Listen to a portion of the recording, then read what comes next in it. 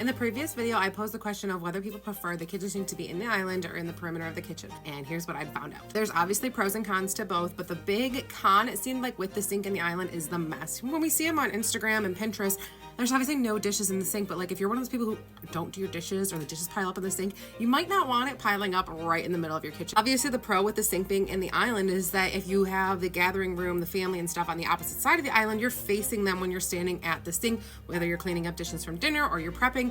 By the sink, you obviously are looking out. I had some moms comment saying, I don't want to have my back to my little ones, so having me standing at the island generally and facing out to see my little ones is ideal. Obviously, a lot of people were like, oh, just have two sinks. That's not realistic for all of us, but I think we all shoot for that in our dreams. And if this is your forever home, you might want to consider putting it in the perimeter rather than putting it in the island if it makes sense, because it does seem like people are leaning that way.